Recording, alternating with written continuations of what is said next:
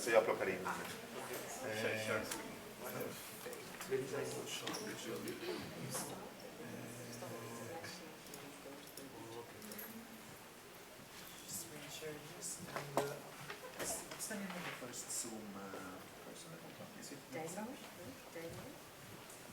No, it's and then perfect. We are very close to being able to start. On Zoom, but this is not all the people that. Okay. So These are the ones that can share their screen. Exactly. Yeah. Okay.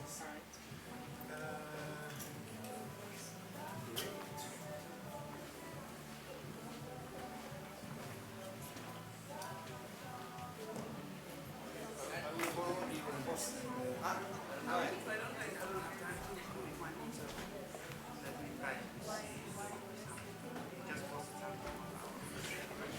And it's the first presentation that is up there, right? Can I put it in the presentation? Yeah. So as soon as can you just put it in presentation mode? I just want to see that I can see it. It's double screen, so you need to find it. Yeah? Oh. There you go. Have to move. Yes, you can either use that or you can use the arrows. Let me just double check that.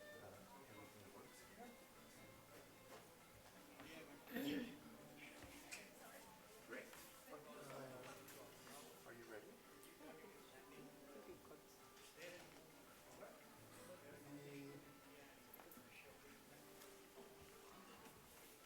And I'll give you a cue when we start. Okay. All right.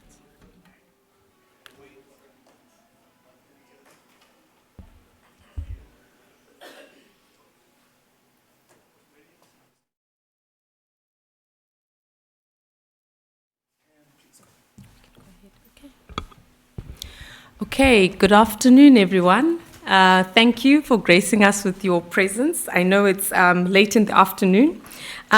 This specific session is focusing on strengthening partnerships to build drought resilience in Southern Africa. So we're zooming in on a very specific region.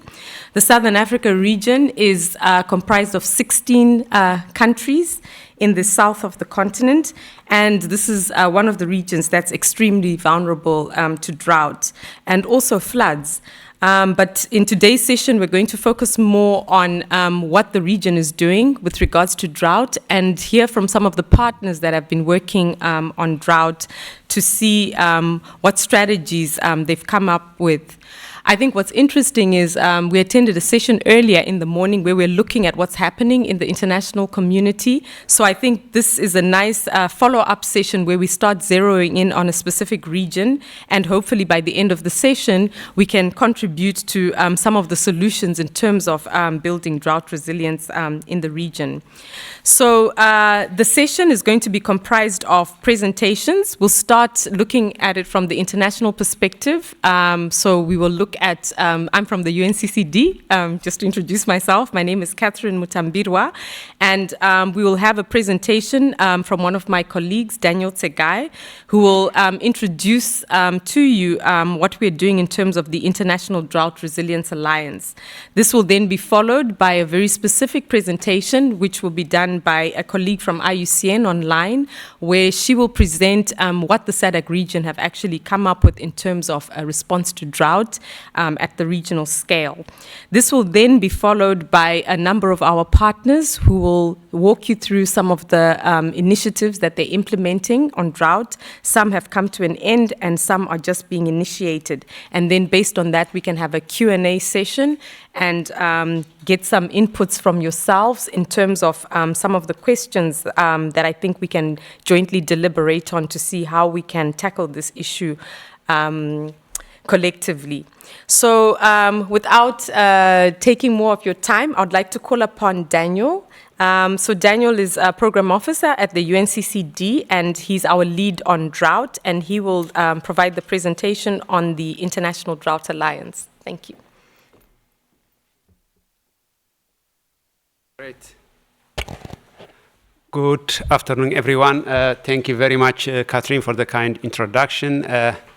Yes, this is the UNCCD. Before we delve into the Southern African regional activities, I'm going to introduce to you a global alliance, an international drought resilience alliance that is being facilitated by the Secretariat, but it is country-led.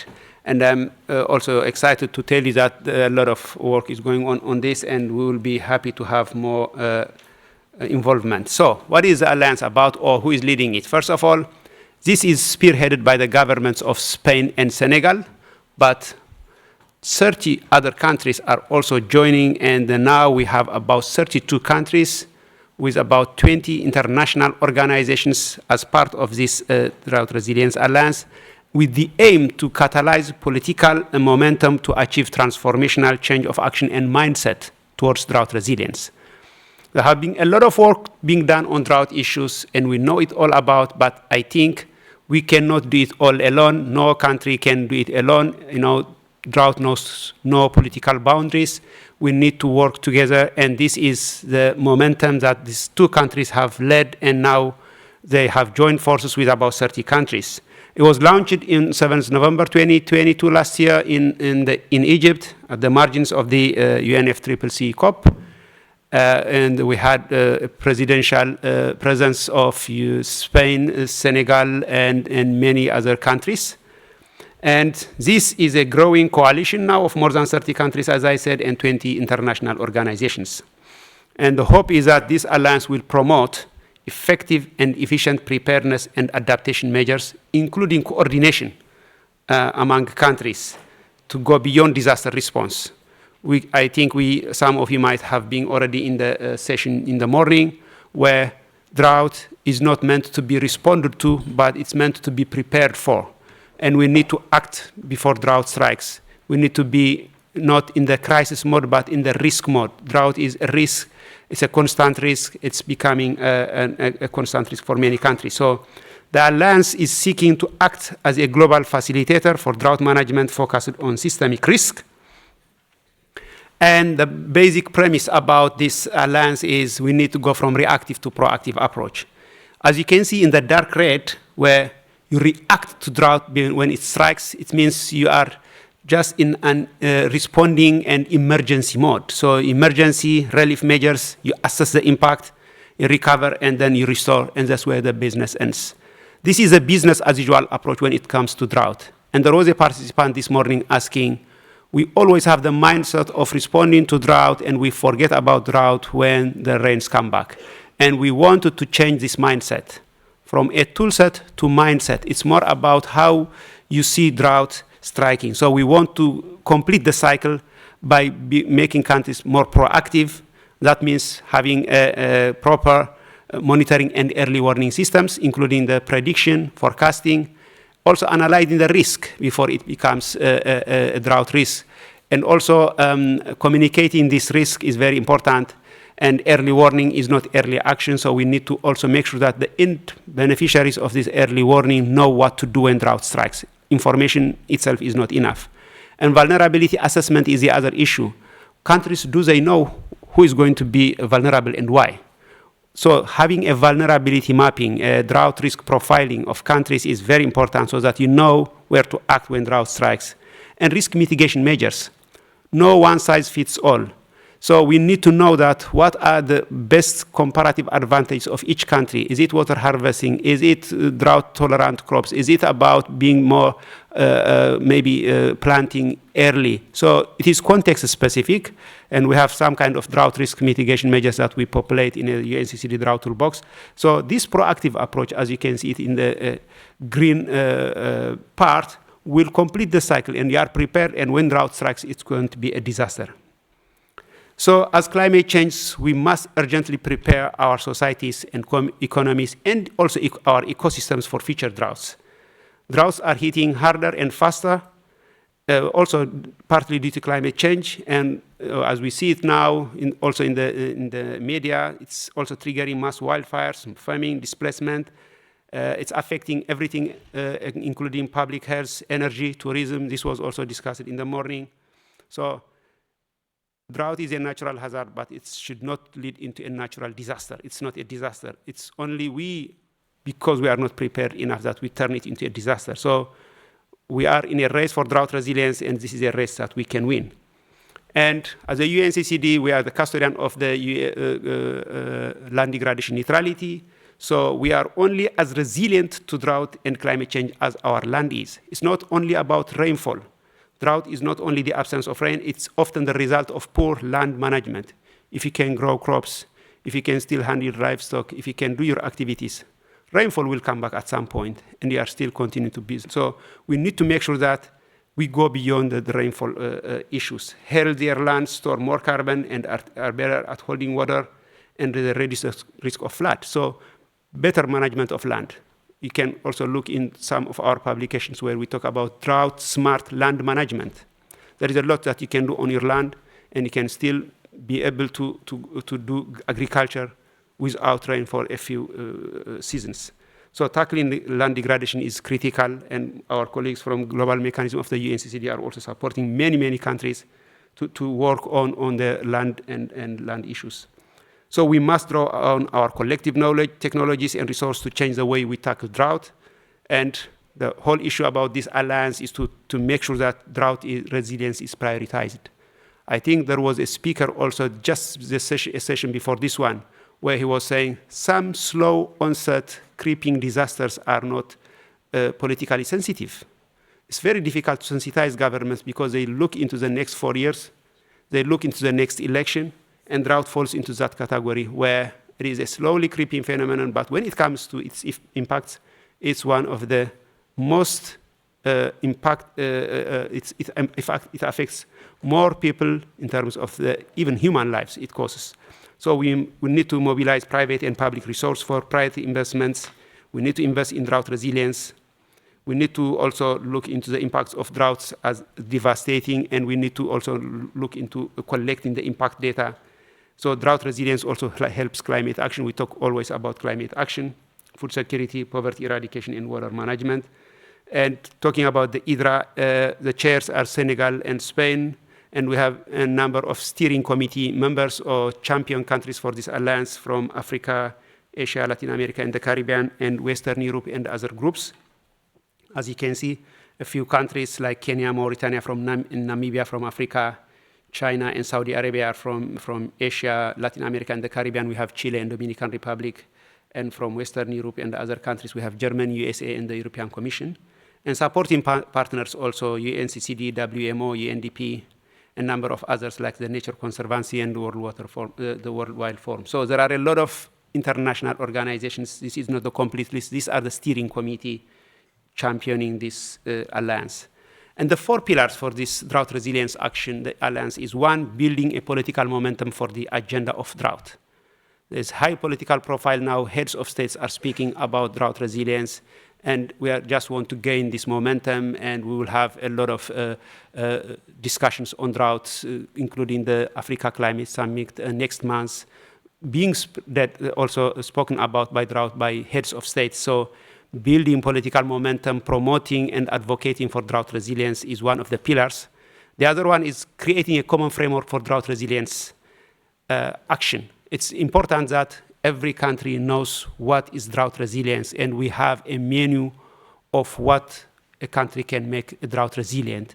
And this common framework, common understanding of drought resilience is one of the pillars that this IDRA is going to guide action on. Knowledge sharing and experience is very important. There is a lot of knowledge, tools, solution available, but it's not upscaled. It's at a smaller scale. So exchange of experience, lessons from countries to countries, from organizations is very, very important. And we know from experience that countries can learn from each other. And innovative finance for drought resilience is another pillar. This IDRA will also mobilize resources so that countries can tackle drought in a more sustainable way, innovative financing instruments, whether it is a land bond or insurance mechanisms, will be explored. So these are the countries that are behind this alliance, and these are the organizations behind this alliance, and more is to come, and we are looking for more members to join hands so that we tackle the issue of drought in a more meaningful way. This is a picture that was taken during the launch at COP27. As you can see, there are many heads of states and also European Commission head and many regional organizations. So this is where we are, and for more information, for now, you can contact me, and I'm happy to answer any question on this. Thank you.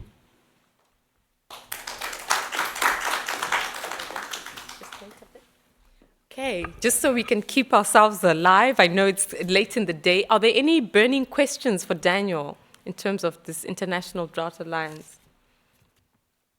Any questions?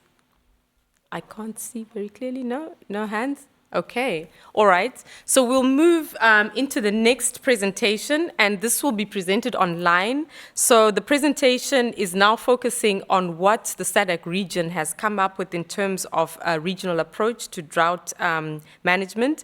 And the presentation will be made by Melissa Mavenge, who's a program officer at the International Union for Conservation of Nature, and she's specifically working on climate change and biodiversity management in Southern Africa. Over to you, Melissa. Thank you so much, Catherine. Greetings from South Africa. As Catherine has mentioned, my name is Melissa Mavenge, and I'm representing South Africa. Just confirm if you can see my screen.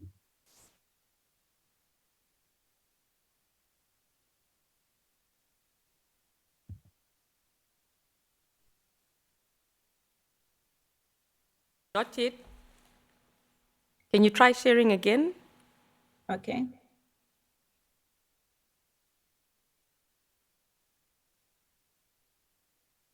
Not yet. And now?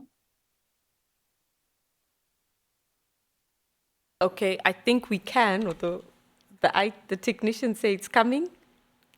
Okay.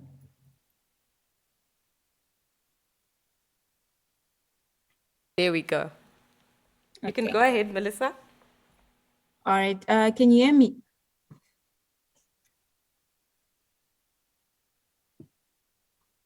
Hello, Catherine, can you hear me?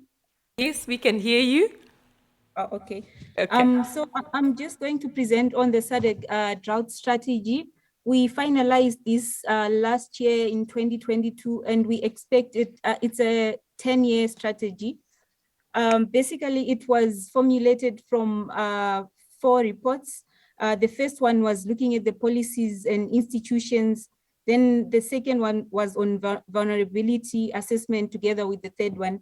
And the fourth one was the strategy itself.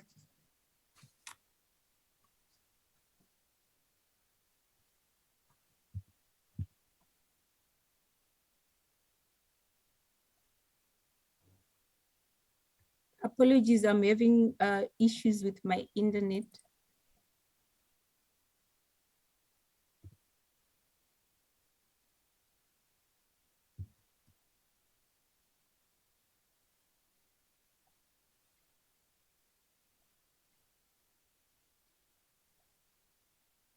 Okay, so apologies, I'll just explain without my slides. There are issues with my connection.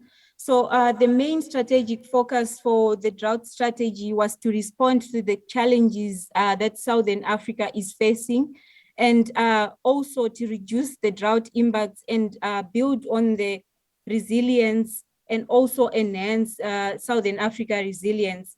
And this drought strategy was built specifically using the drought strategic pillars formulated from the UNCCD drought toolbox. And this consists of 3 pillars, which includes the drought and monitoring and early warning systems. Then there is also drought vulnerability and risk assessment. Then there is drought risk and mitigation measures. And on its own, this drought strategy at 7 strategic focus areas. Then just to summarize the key recommendations from this drought strategy, we got these recommendations as short-term and long-term recommendations. The first one was to do with providing different communities with disaster assistance programs and also relief packages. And there was an issue for us to sort of scale up the appropriate technologies that would assist in combating drought and also reducing the impacts of these droughts.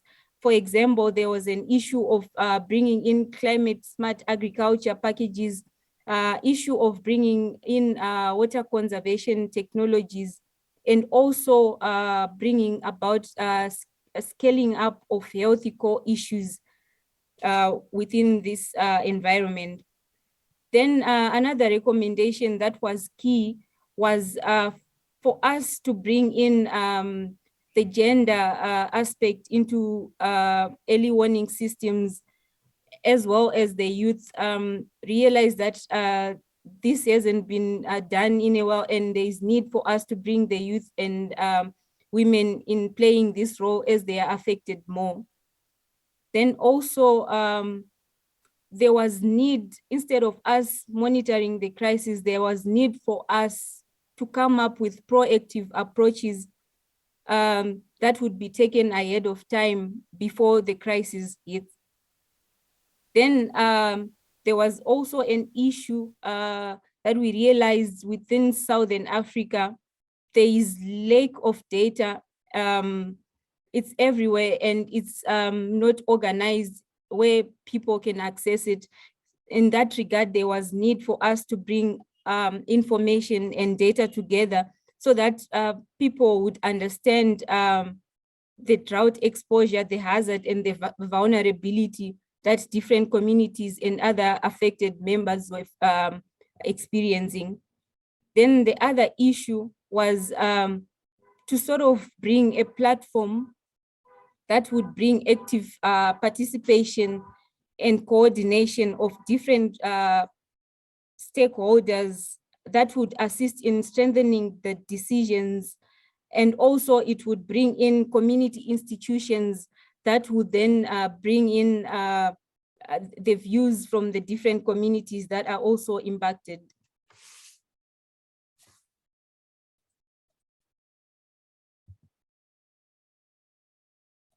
Then our way forward with regards to this drought strategy, we now have the drought strategy and we are trying to sort of make it worthwhile. In that regard, we sort of came up with a plan on resource mobilization, and the idea is for it to sort of become a regional platform where we present different strategies on how best we can mobilize for resources to work towards this drought. Then there was also an emphasis on the need to link actions to synergetic actions. For example, we already have the Great Green Wall platform with the Ramsar initiative that's already there. Instead of us inventing new wheels, would rather build on the already existing momentum, identify these already existing actions and work towards these, identify where we can fit in the drought, how we can work with drought within the region. Then another thing that we identified was for Melissa, Melissa, Yes. sorry, your slides are not moving. So in the room, we're on the policy recommendations.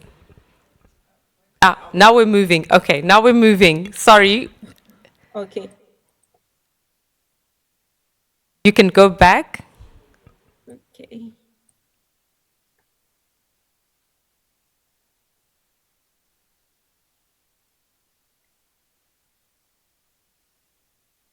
Catherine, can you see my slides? Not yet.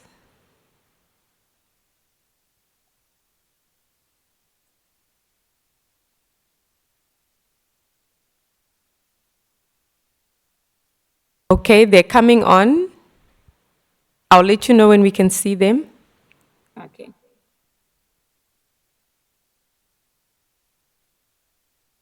Can you put them on full screen? The beauty of IT. Can you see them now on full screen? Give us a second. Coming.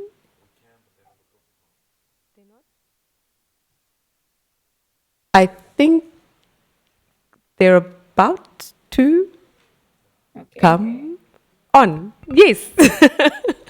Okay. Okay, sorry for that.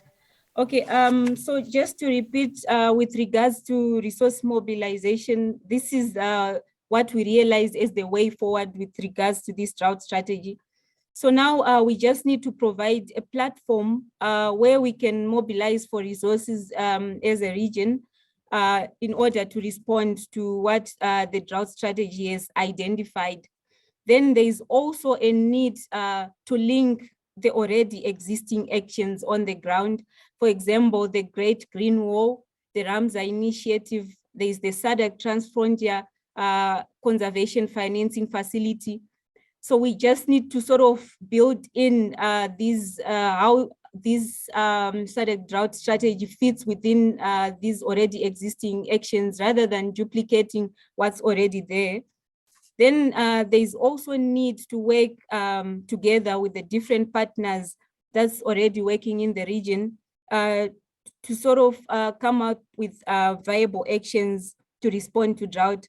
For example, when we were developing this drought strategy, we worked with World Bank. They've already been working in different countries, assisting these countries in developing their national strategies. In that regard, we approached them and it was easier for us to build on this drought strategy. So actions like that, where we come up together and build on what's already existing, makes the work more easier, and we also spread resources wide.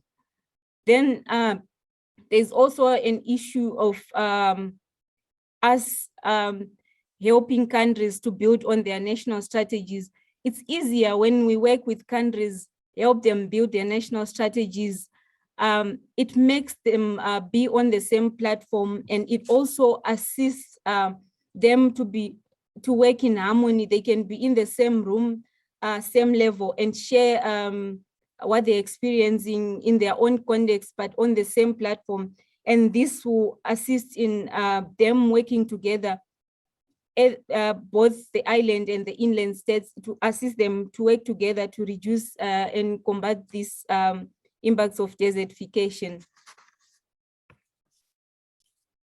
Okay, just to conclude, I'll just like to acknowledge the different organizations that we have worked to make this SADC drought strategy a reality. This was led by the SADC Secretariat together with IUCN and UNCCD. And we had a lot of support from the SADC member states. They owned up to the process. It's their SADC drought strategy. So they really contributed to this. Then also special thanks to the World Bank that created a platform that brought in different partners, for example, UNDP, IMI, and FAO. This was very invaluable in providing inputs in the SADC drought strategy. Again, this working together showed benefits and is the way to go with regards to such initiatives. Then they also thankful to the financial support provided by the government of the Republic of Korea.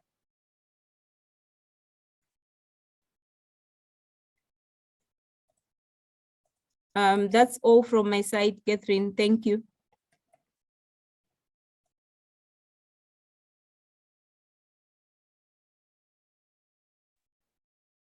To build drought resilience. And I think in the SADC region, we have the enabling environment because you've got the regional economic community taking the lead as the secretariat, representing the member states and assisting the member states to come up with a regional approach in how they tackle some of these issues. So I think maybe even a question for Daniel on IDRA, would it be possible for a regional economic community, for example, to become part of IDRA so that they continue to cooperate as a regional bloc rather than joining as individual countries? So that's maybe food for thought and a question that, Daniel, you could tackle later. So moving forward, we will now get into some very specific examples. So like Melissa said, there's already work that's been going on. So while they were developing the strategy, they acknowledged that work. So we'd like to get a taste and flavor of some of the projects that are being implemented, some coming to an end in the region that are contributing to building drought resilience. So at this stage, I'd like to call upon Imi. And it will be, I hope I pronounce your name correctly, Girijaj Amath, and who's a principal researcher on disaster risk management and climate resilience at IMI. He also leads a research group that explores how to turn water risks to development and resilience. Thank you.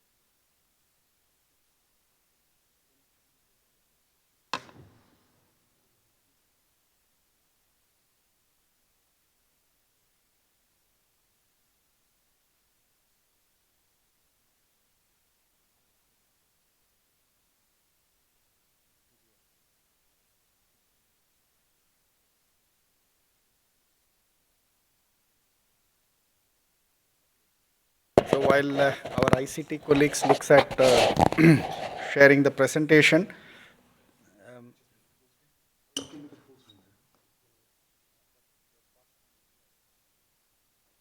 can see here.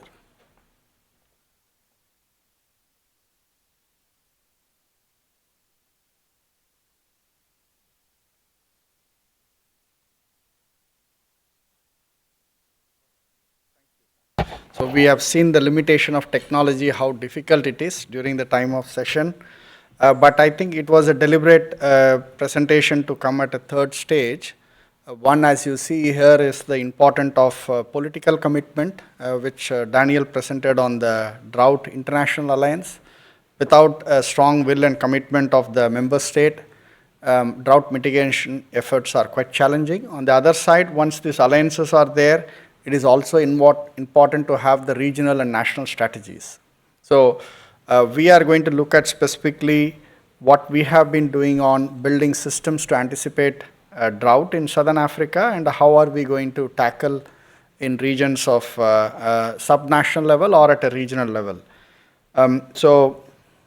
I was reading this morning about the World Food Programme report that shows that over 100 drought events have been recorded in Southern Africa, and in the past 50 years, and causing over 100,000 fatalities and 8 billion economic losses. These are more in terms of the direct and indirect losses that have been reported by the agencies. And specifically, just in the last year of reporting on the drought, roughly about 50 million people have been affected or acute food insecurity as per the World Food Programme report. And if we look at the drivers of climate change, there was morning also a session on drought alliances and the Drought Resilience Plus initiative. They've spoken about different components that are important to tackle both drought and water scarcity. What you see here is very specific to climate change. We are seeing rising drought event, heat waves, and etc. What it brings more concerns is the agriculture sector and the water and energy sector. that brings challenges to crop production, lowering your GDP, and the loss of livelihood broadly, what we are seeing here. And I think what is very pertinent, while this integrated drought risk management we spoke about a lot, in sub-Saharan countries, as per the studies, it shows there is a lack of integrated drought monitoring tools and insufficient information flows within and between level of the governments. So there is a coordination issues, there is a collaboration issues, and more importantly is to look at how the monitoring information platform can bring more synergies and complementary across the ministries and department. This is very, very vital going forward. So we want to bring some experience to speak about 16 countries. It will take a lot of time. We deep dive into a country like Zambia here. This is some maps we prepared talking about one of the important prioritization we need to do is knowing where there is a recurrent drought and what prioritization you have to do across the multi-level coordination, what we call is a multi-scale governance. So you see here, again, we saw 50 drought events. Zambia alone had 10 plus drought events in the past years. And each year, roughly about 0.5% of the GDP has been affected by major drought for countries which are dependent on, majority of them are the rain-fed farmers. The numbers looks quite alarming in terms of current climate condition, and it's going to even more alarming with the future climate change. So when you look at the perspective, what is the one fundamental inputs we need to start is understanding the future climate, current climate, and sectoral climate risk profiling is very, very fundamental. And World Bank and International Water Management and many other partners came with an idea of producing a drought risk profile. This is part of the SADRI initiative led by World Bank, Southern Africa Drought Resilience Initiative. The opportunities here is for the policymakers or the development communities to have a quick snapshot of how the situational drought condition looks like at a country level, and brings prioritization and also the strategy that was presented by IUCN. Look at what is the integrated drought risk management focus we should go forward. So these 16 drought risk profile are available for anybody to download and look at planning, not only for in-country planning, but also the transboundary cooperation with SADC or other interventions that the policymakers can look on. Mainly these prioritizations are done, or risk profiles have been done mainly to look at investment planning specifically. And then taking from there, we want to go much more on the pillars of the drought risk management. One of the work we have done in Zambia called Zambia Drought Management System. I don't know anyone from Zambia is here. We have done this with the assistance of Ministry of Agriculture.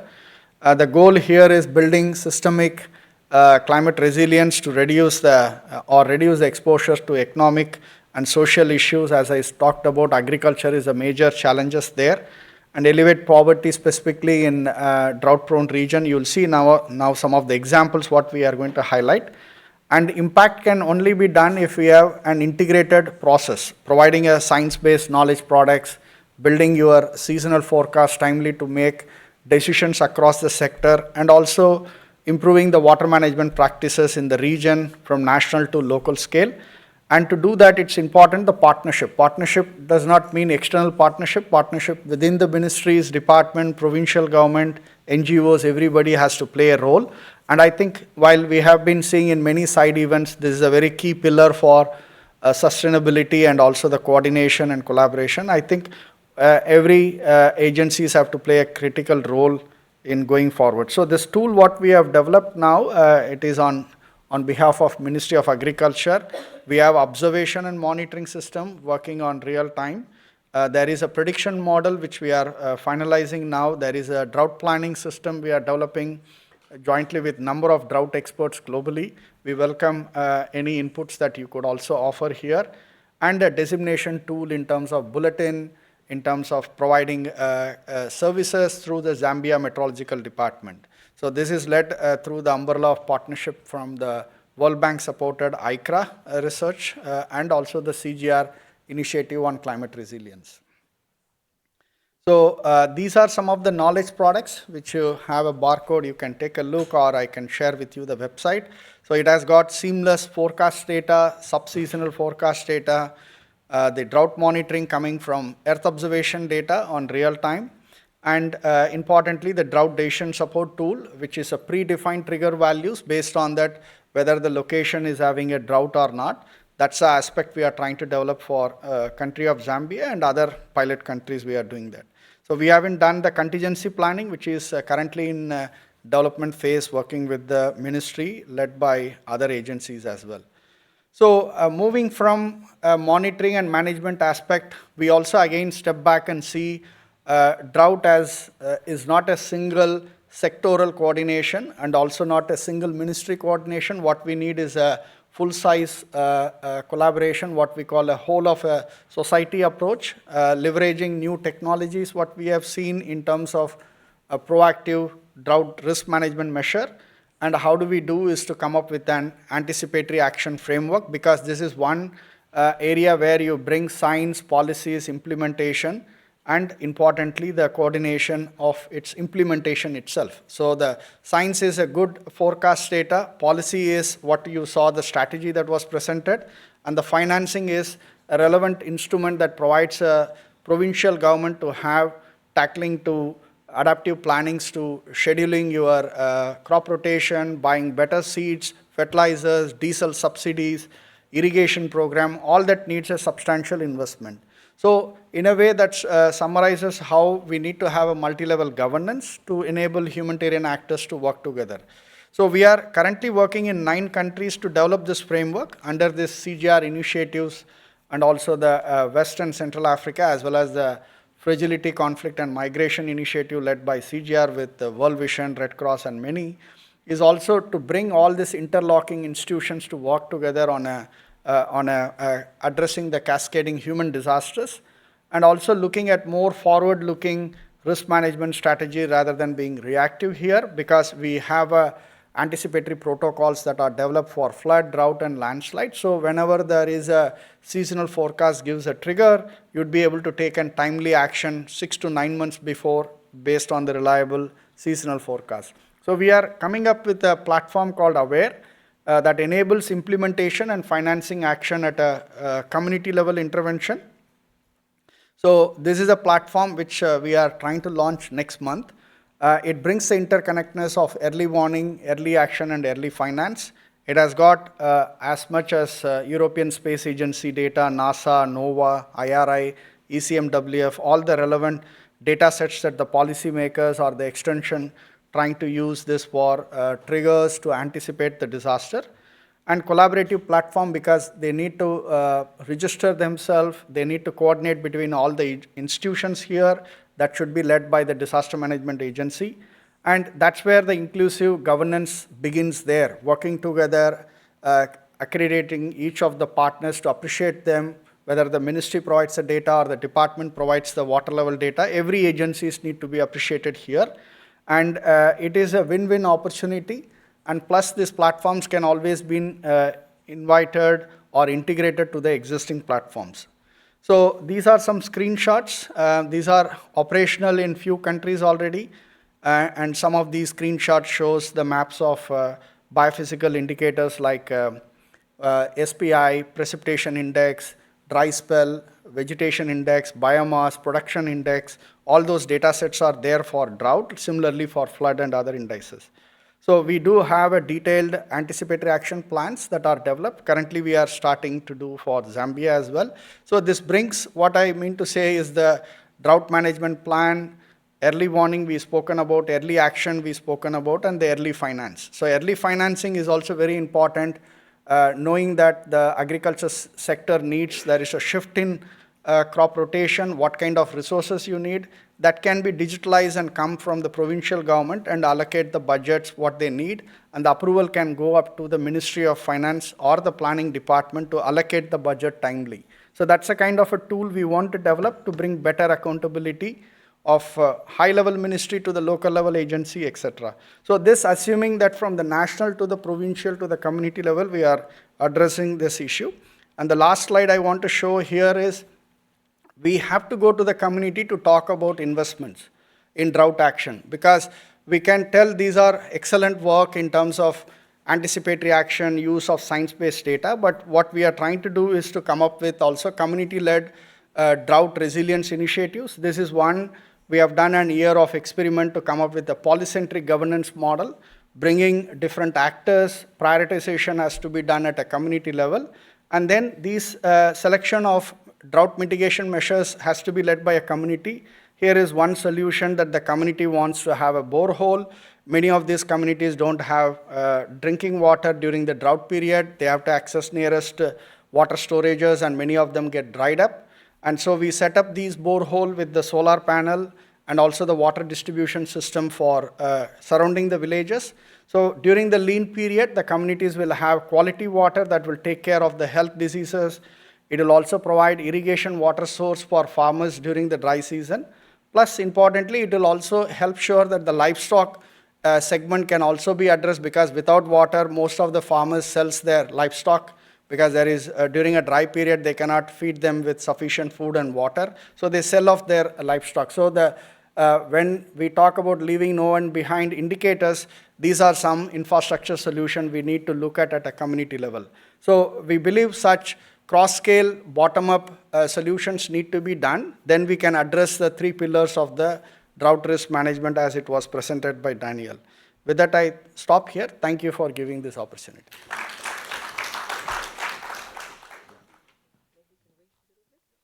Okay, thank you very much. So very elaborate presentation on work that's going on, particularly in Zambia. Any questions for the presenter before he leaves? And I'm also mindful of the time, so I'd like to make sure we get the questions going. Yes, please go ahead. Microphone. Oh. Microphone is coming to you.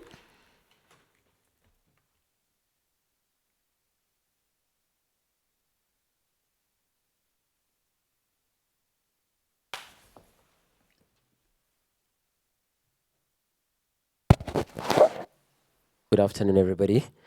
David from South Africa. I'm from a water company called Machalis Water.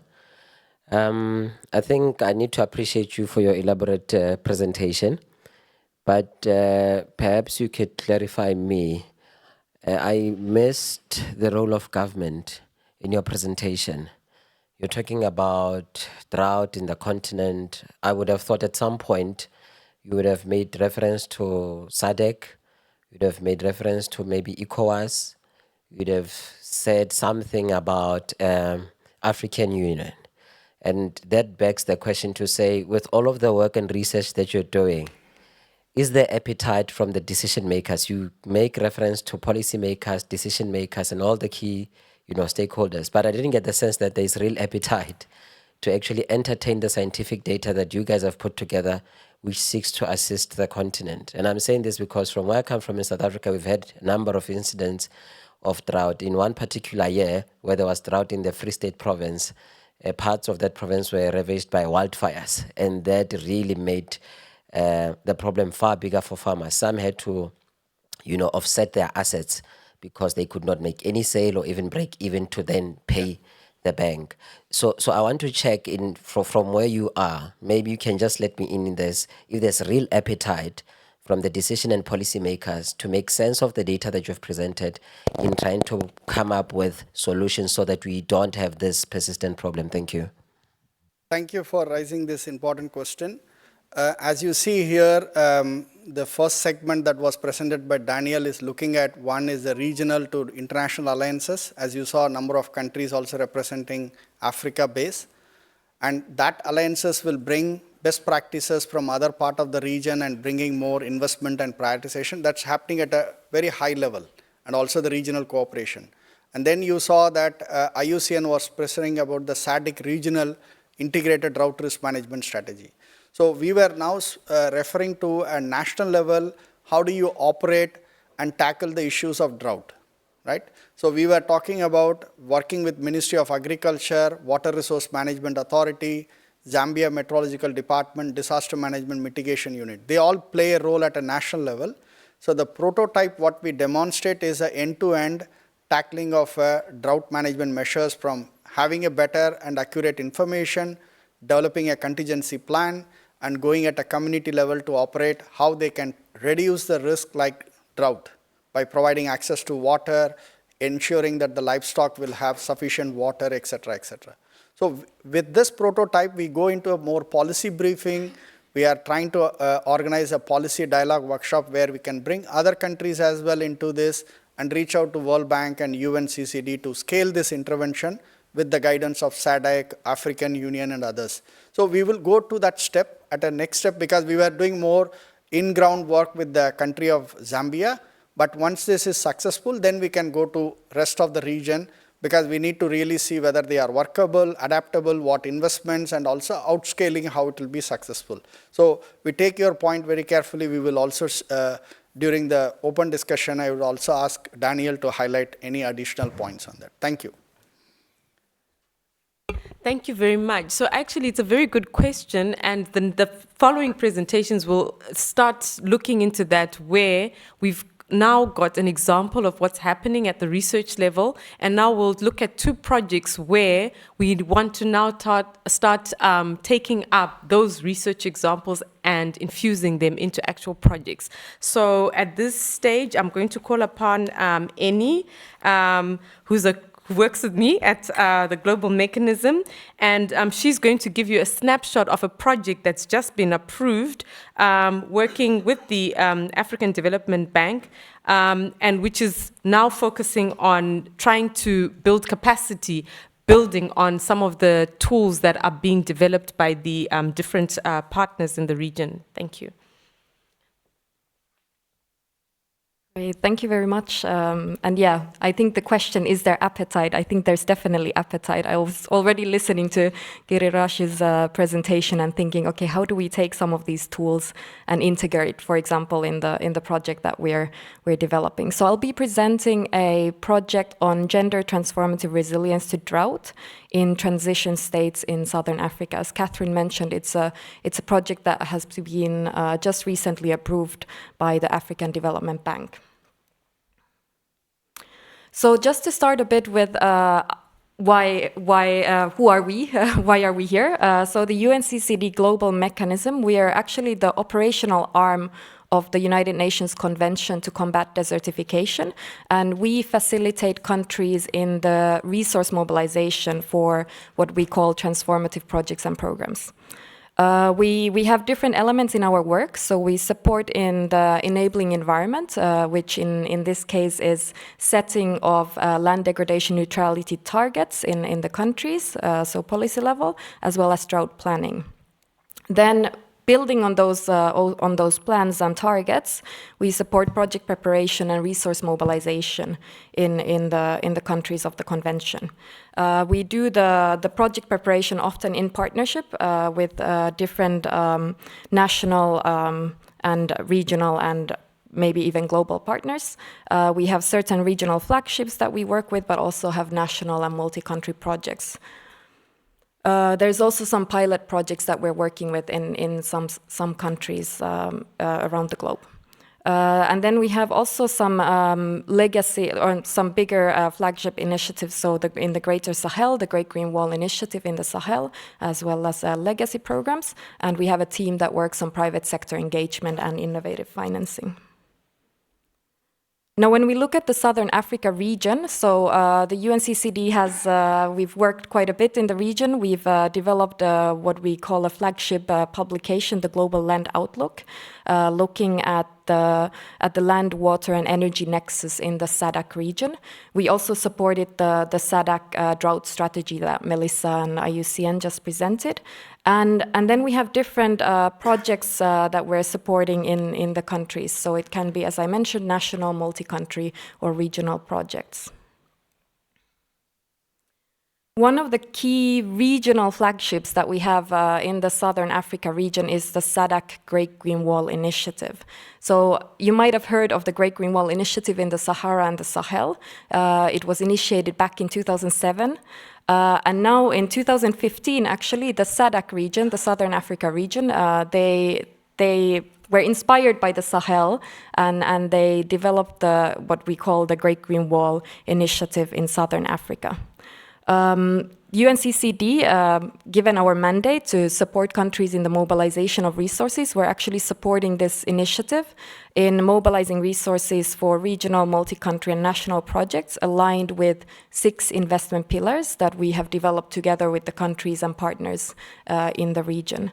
And just because we're talking about drought here, the first pillar, investment pillar for the SADC Great Green Wall Initiative is about water, water for all, and that's where the drought and water scarcity issues fall. So now the project I'll be presenting is actually one of the first, what we call the SADC Great Green Wall projects. It's a multi-country project on gender and drought. As I mentioned, it has been just approved by the African Development Bank, looking at gender transformative resilience to drought in transition states in Southern Africa. The project focuses on 3 countries, Madagascar, Mozambique, and Zimbabwe, and specifically on improving the enabling environment for drought resilience of women and girls in these countries.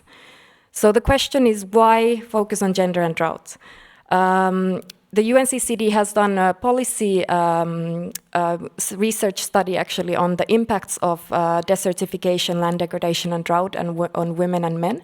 And it actually found that the impacts of drought and land degradation of women's unpaid care and domestic work, as well as health, is much higher than those of men. The SADC Drought Risk Management and Mitigation Strategy, that DRIMS, that Melissa presented, also found that there was quite a weak gender integration into the different policies and programs with regards to drought. Some of these weak integrations can be actually attributed to common challenges, what we see, I think, across the world in different regions. So the lack of sex-disaggregated data and gender-specific information to inform policy and planning.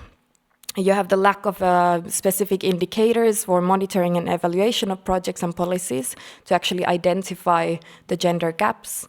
You might have lack of technical capacity for gender mainstreaming, or also just the existing patriarchal societal structures and practices that reinforce power imbalances between the different genders, and therefore you might not have the same representation of women and also youth in decision-making tables with regards to drought and other land-related issues.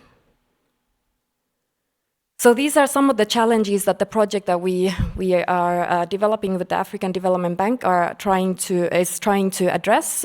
So the project activities we have.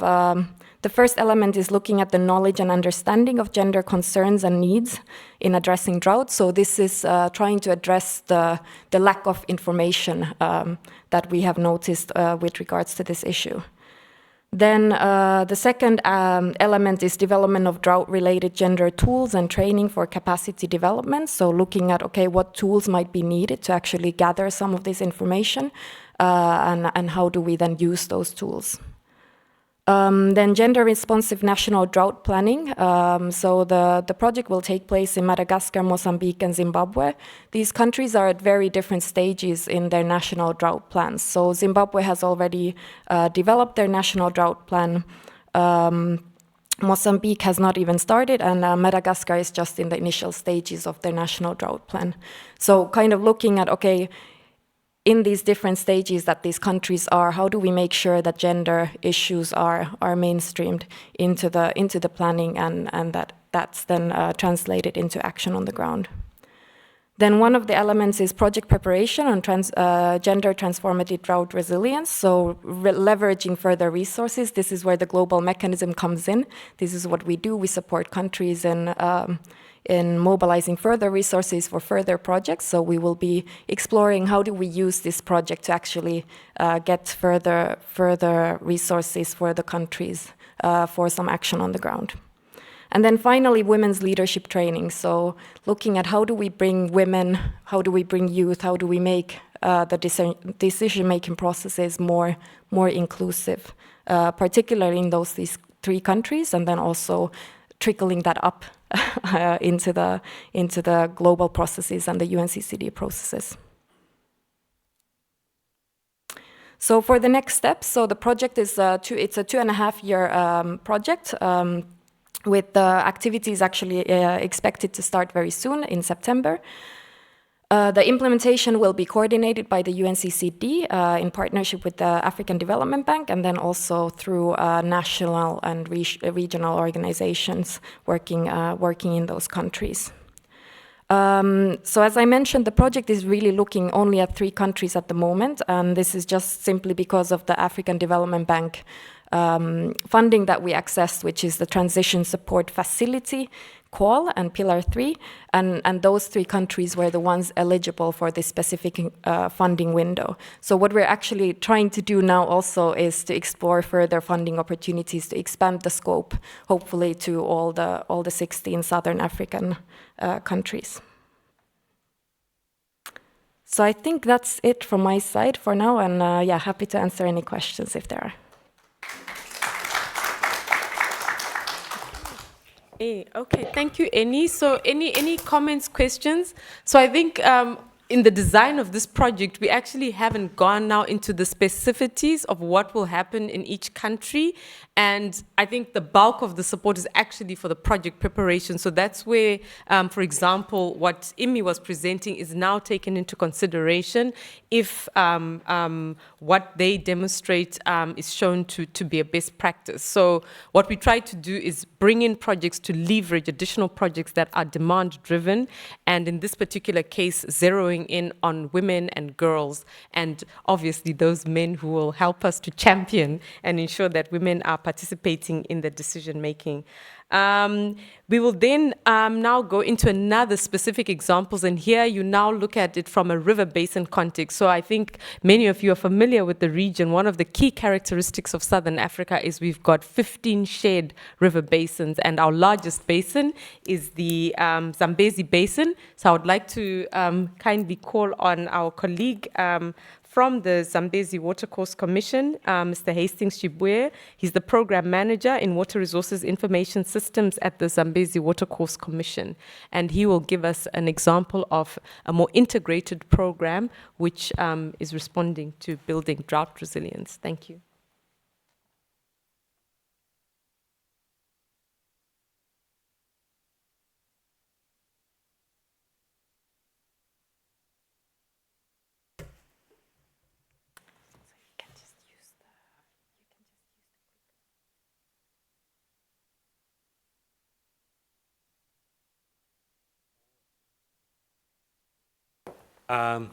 Thank you so much.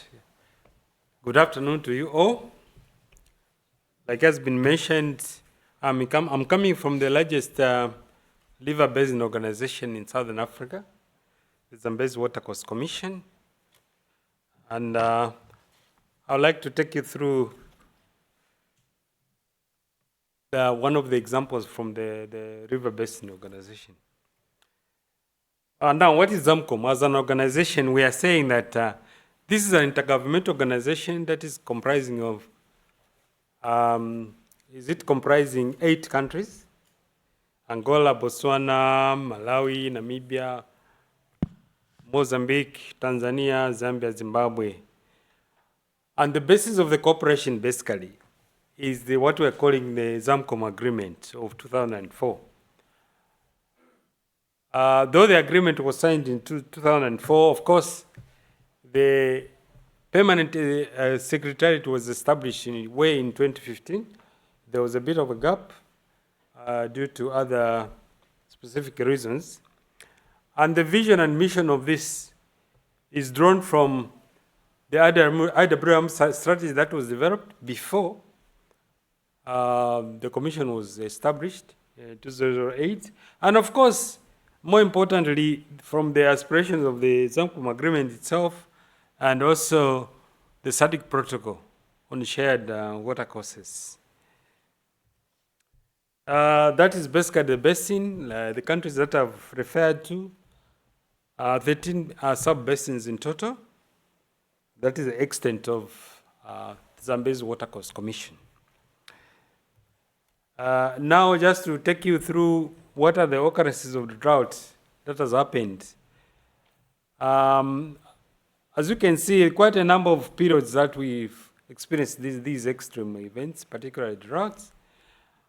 One that I will take you through is the 1991 to 1992 where we had the worst drought in living memory, actually. And this was experienced, of course, in Southern Africa. This drought actually caused a lot of devastation within Southern Africa. And of course, it affected a lot of countries in terms of social economy of this region. Now,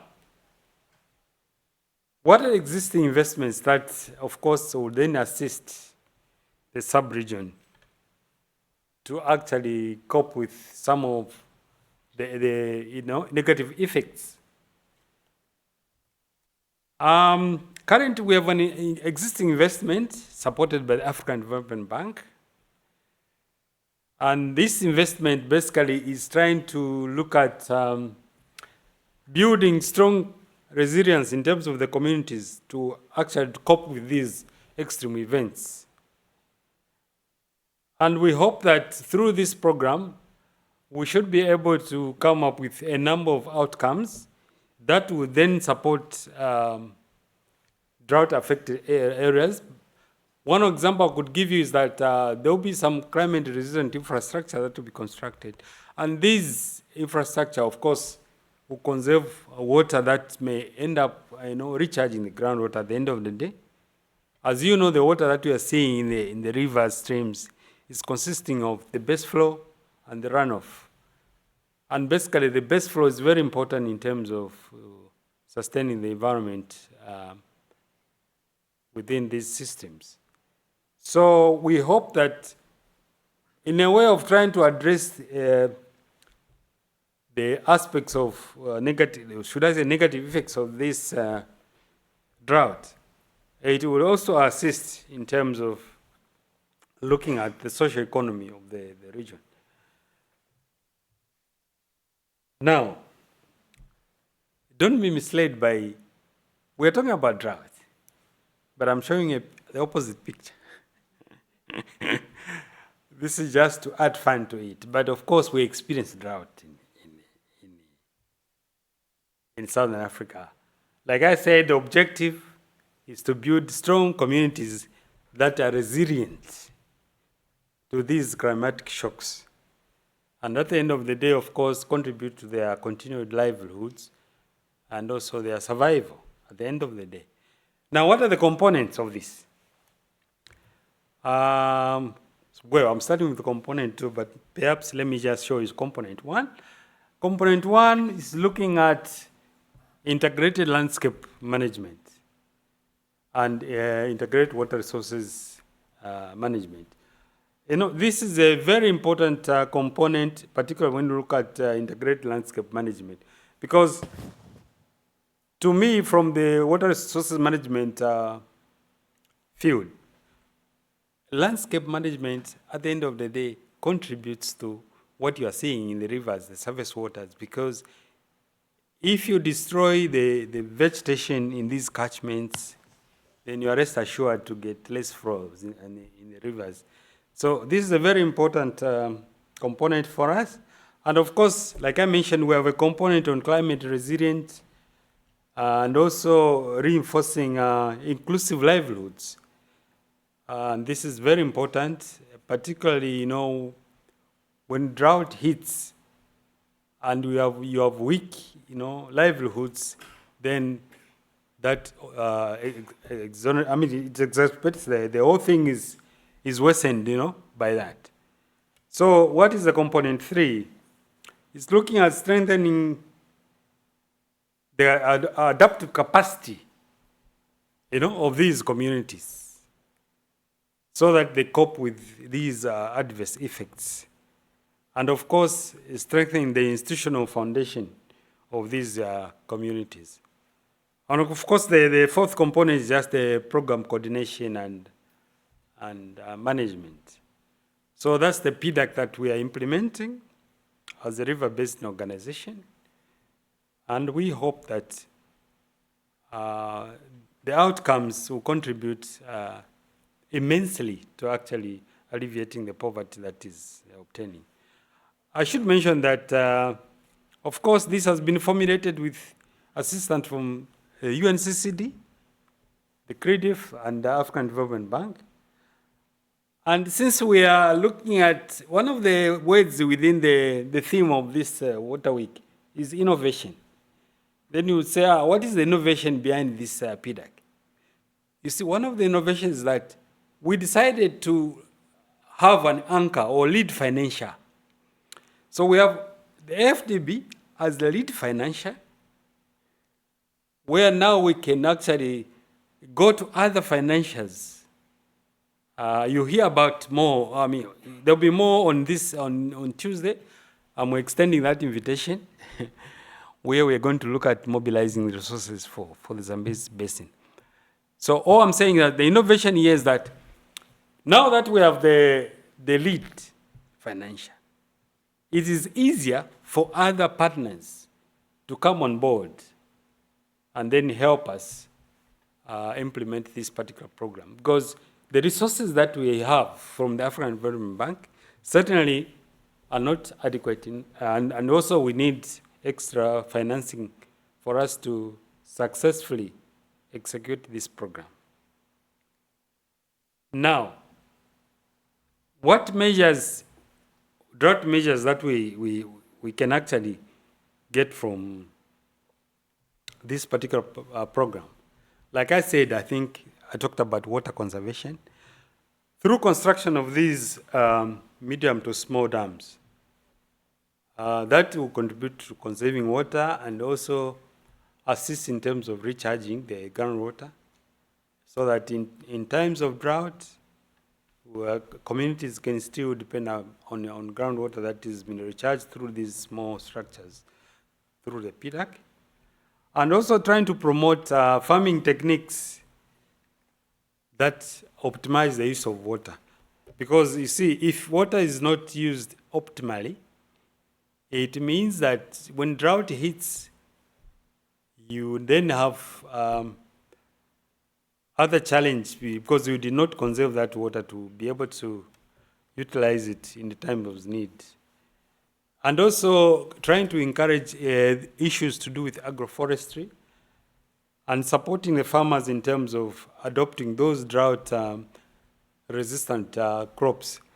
And I must mention that under this same program, we have what we are calling the TAT. This is Technologies for Africa's Agriculture Transformation, because they're trying to help us to come up with some of these varieties that will then help these farmers in terms of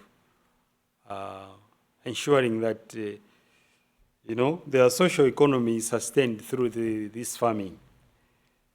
And of course, developing alternative water supply options like rainwater harvesting, boreholes for the communities. This will then try and help alleviate the sufferings that people then experience if drought hit. And of course, educating and raising awareness among communities, farmers through this particular program. And I must say, there are additional initiatives that have been done before that assist the region through this river basin. But I think for now, we can end here and discuss that later. Thank you so much. So before Hastings leaves, and I think Annie as well, are there any questions for Hastings and Annie? Yes, please go ahead, Mike.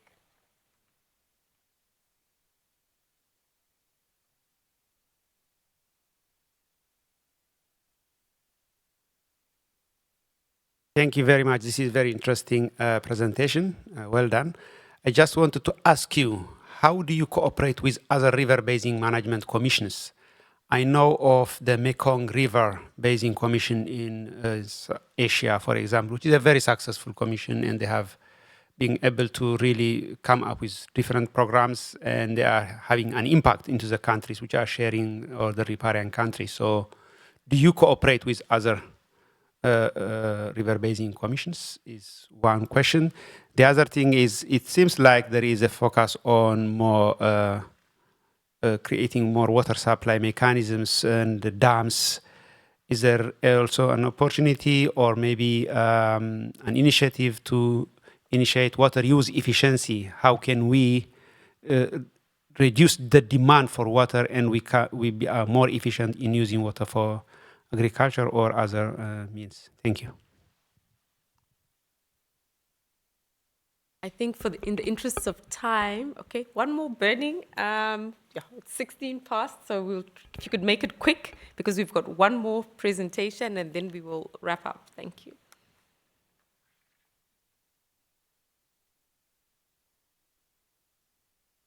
Moderator, thank you very much. I'm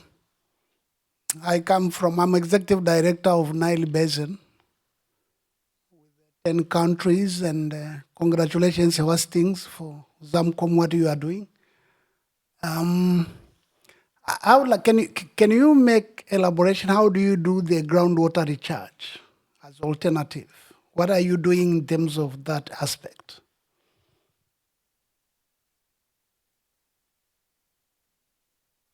Okay. Let me start with the last question.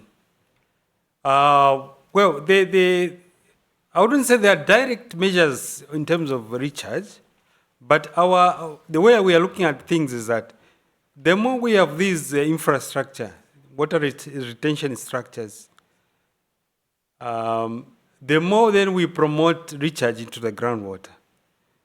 As you know that some of that water that is retained, of course, percolates to the groundwater. So thereby trying to actually increase the base flow, even in the surface water rivers, or rather, should I say, the streams and rivers. So that's one way of trying to do that, through that conservation, construct more of these hydraulic structures, then that will assist in terms of course, even supporting the ecosystems around through that. But of course, we are also looking at discussing now, looking at what are the other measures that we can promote, particularly in rural areas. There are a number of boreholes that are drying up. So then, as a commission, we are trying to see if we can undertake some research, particularly to try and support the recharge of groundwater in that area. So yes, I would say those are studies that are in the pipeline within the. As you know, that this is a 5-year program, the PDAC, and then hopefully we're going to have zone 2. So some of the issues that we'll look at is to try and study what are some of the techniques that we can then employ to do that. Coming the question of water use efficiency. Fortunately, we have 8 countries within the basin. So at country level, first of all, we promote countries, because one of our mandates is to support, advise, and coordinate even what's happening in the countries.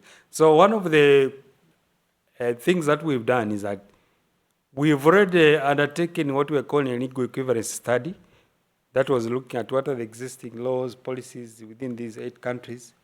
The idea then was trying to say, okay, why can't we then harmonize this so that from the good practice of some of the countries, like I know that's one of the countries that maybe perhaps I should not mention, it does what it promotes the water efficiency in terms of through encouraging metering, these commercial, especially these huge farmers. The metering then gives the information on how much is abstracted and how much is irrigated.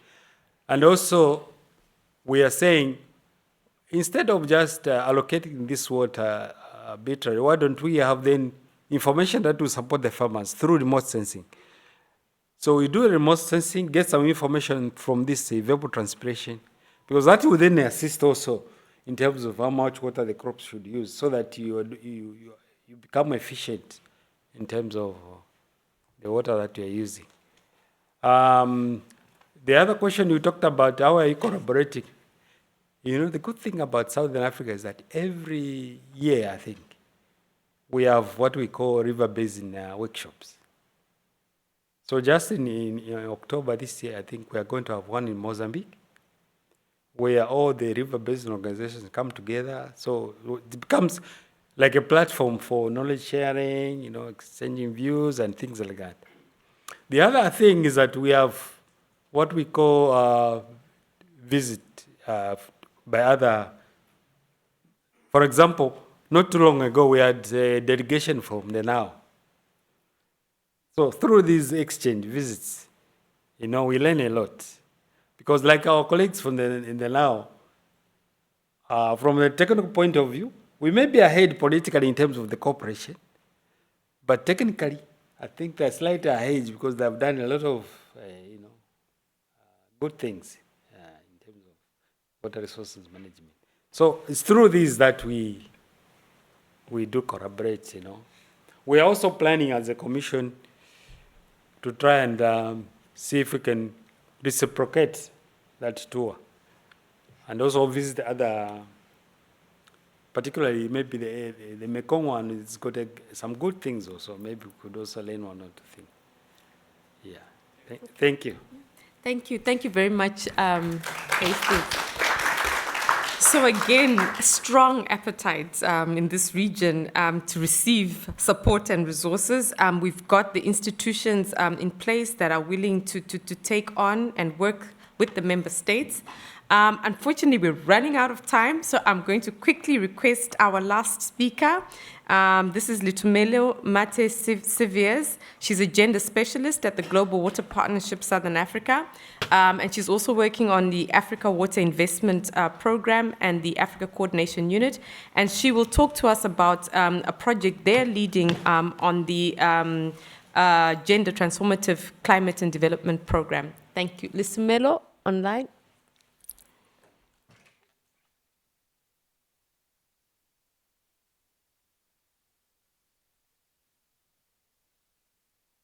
Litumelo, can you hear us? Yeah. Yes, Catherine, I can hear you. I'm trying to set my slides before they embarrass me. I'm trying to share. Yeah.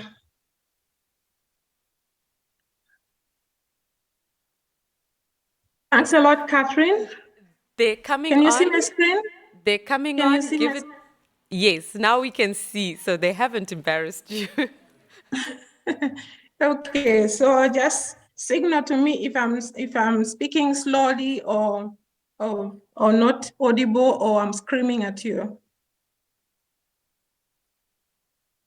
Thank you so much. So I'm going to present on the Gender Transformative Water Climate Development Program. This is a AIP, we call it the AIP WACTEP program. And this is a program that is being implemented by Global Water Partnership. And it's been implemented in 2 phases. And it started implementation in 2020. It will go on up to 2026, 25. And we are piloting in 5 countries. I'll come back to this. The overall objective of the program is essentially to transform the gender inequalities at scale and promote gender transformative planning, decision-making, and institutional development for climate resilient water investments in Africa. There was a realization that there is a gender gap as regards planning and decision-making, and also service delivery, in that other sectors of the societies are left behind, especially the women and other disadvantaged groupings. So, to locate this program, it is part of the continental, let me just, full screen is giving me problems, okay. It is part of the larger Africa Water Investment Continental Water Program. This is something that this is a program that will be presented in during the week, and please, I urge participants to listen in to this presentation. So this is a larger continental program which has got 5 support programs and initiatives. There is a high-level panel which constitutes heads of states, where we are trying to strengthen political commitment at the higher level for mobilizing water investments. And we also have the investment scorecard, which is essentially a tool that can be used for tracking accountability and also investments that are flowing within the water sector. And also we have the international blended investment mechanism that is going to be used for leveraging public and private funding. And then we have investment programs and a pipeline of projects. So particularly for this program, it is located in the last pillar, which is gender equality and climate resilience. So within the WACTEP-G, what we're trying to promote is to ensure that we enhance environmental, social, and governance issues within the water sector to ensure that they are addressing the cross-cutting issues of gender and also putting climate resilience. And as I said, this program started in 2020, so we have been piloting in 5 countries listed in the PIC. And it's not only the 5 countries, whatever is happening in the 5 countries under the program is spilling over to the transboundary basins. These are RBOs that we've been talking about. Zamcom is just one of those RBOs that is also benefiting from some of the deliberations within the WACTEP-G. It's also spilling over to the regional economic communities. Like in Southern Africa, GWP has a memorandum of understanding with SADC. So whatever we are doing, all the activities that we are doing are getting the blessings and are aligned within the SADC commitments. The program will be is already in the 2nd phase, and we are expanding to additional 6 countries for now.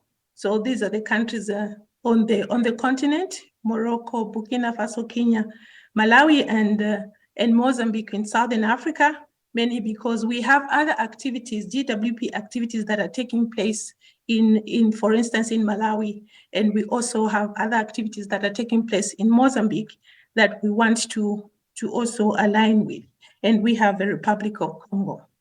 So from the overall objective that I had outlined earlier, you can distill 3 main specific objectives in that the gender issues are not working. The promotion of gender equality is not working on its own, but it's working on the back of water security, which is the provision to ensuring that we have water available.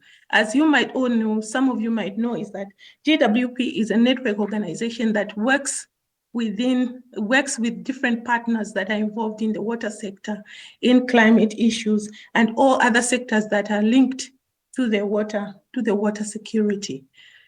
Climate resilience is also one key component within the WACTEP-G because we want to promote water investments that are climate resilient. We do realize that climate change has its own impacts on the water resources, and we want to ensure that we have a whole compendium and looking at all the issues that might affect the availability and accessibility and also quality of water that we have.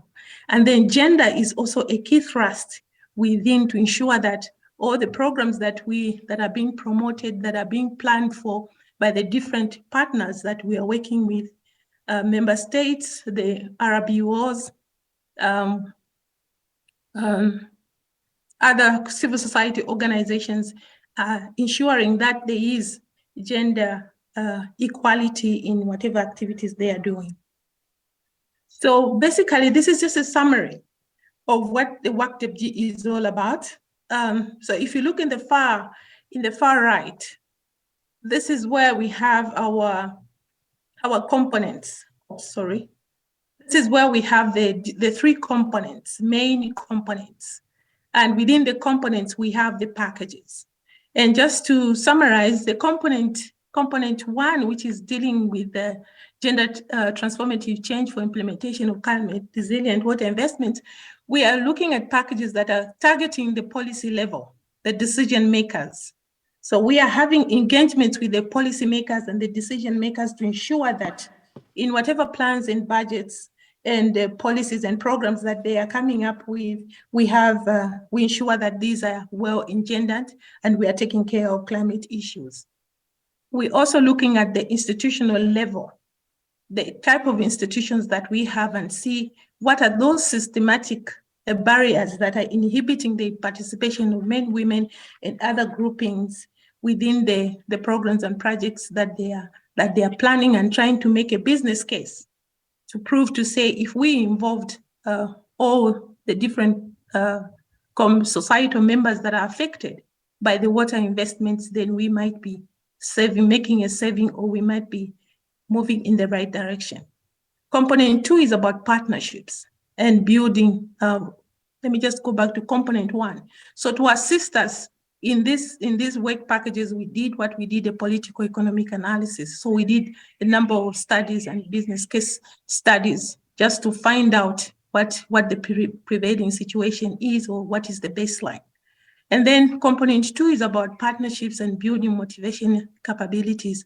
And this is where we use tools such as the stakeholder mapping and the gender analytical tools that we use to find out some of the social norms, regulations, and some of the constraints that are constraining the participation of the different groupings, especially the women. We also identified women organizations that we could work with that are having any activities within the water sector and also any other related sectors. I did mention the scorecard. We did realize that there are a number of gender indices, and within the scorecard that was developed, there are some gender variables and there's some gender indicators that will be used to track progress. And the third component is where we are now coming down to the local level to demonstrate what we've been doing in component 1 and component 2, and we have some demonstration projects. So to my left, this is where we now have the conceptualization of what is it that we are using, that we are promoting. Little Melo, yes. Unfortunately, yes. We've run out of time. Could we ask you to wrap up in a minute? Thank you. Oh, I want to wrap up. Okay, so what is the which program interventions do we focus on? So I talked about gender equality, and we're looking at gender inequalities, and we're looking out to change behavior in ministries and national planning institutions, and also applying the tools for integrating gender in the decisions, and also to guide the ministries on how to integrate gender, and also the ministries responsible for water. And which areas do we want to influence policy? We're looking at relations and policy dynamics and the agency level, which at the individual level. And the entry points are the national planning development plans, the annual plans, the budgets, and the water policies, and all these other policies, the NDCs, the NAPs, and all. And I said, what do we want to change? We are developing tools, and we are ensuring that we have a package. So these are some of the achievements that have been done, specifically in Zambia and within the Southern Africa. And maybe I can just talk about what is really related to the discussion here. So we've been actively involved in the national Zambia National Adaptation Plan. This is where we have made sure that the gender aspects, the gender specific targets, indicators are reflected. And also within the WACTEBG, we've developed a pool of gender experts and also climate experts who are assisting other projects within. For instance, we have the GCCA Plus project where we demonstrated the climate resilient practices, and there's also the Bubusa flood and forecasting early warning systems, and also identification of interventions in drought-prone areas where GESI and soil environmental and social safeguards are the key issues that we are providing assistance with. And in Eswatini, we also assisted in formulating the gender action framework for the Eswatini NDA, where this is an instrument that they can use to ensure that all the projects that have been forwarded to GCF for funding are made sure they are well engendered. We have a program, we have a GESI course that has been uploaded on the UNESCO platform.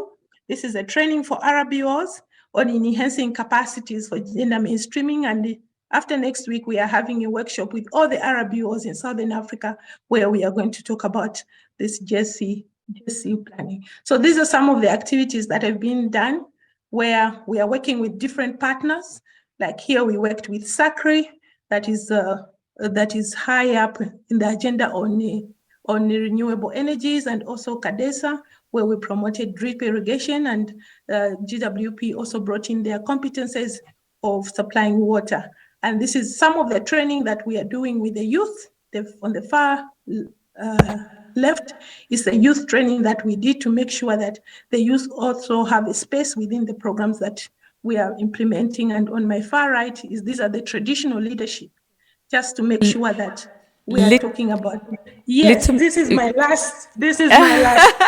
Unfortunately, since you're becoming, you've got the GWP team here, and I think you've mentioned to the participants that they're there. I think they'll be very interested in finding out more. But unfortunately, they want to shut down. They want to shut us down, and all the participants want to leave because we're 6 minutes over. Okay. Yes. I think you have seen the partnerships that I'm talking about here. Funding agencies, national implementing partners, technical partners, and local level partners that we are working with. Thank you so much.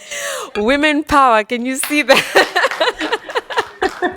So if you have women decision makers in the room, you will get your point through. So thank you so much for your patience. Really appreciated.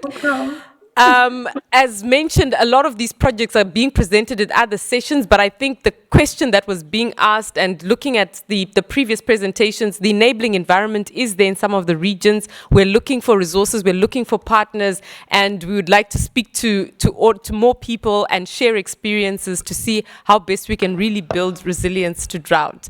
Thank you very much, and all the best with the rest of the sessions.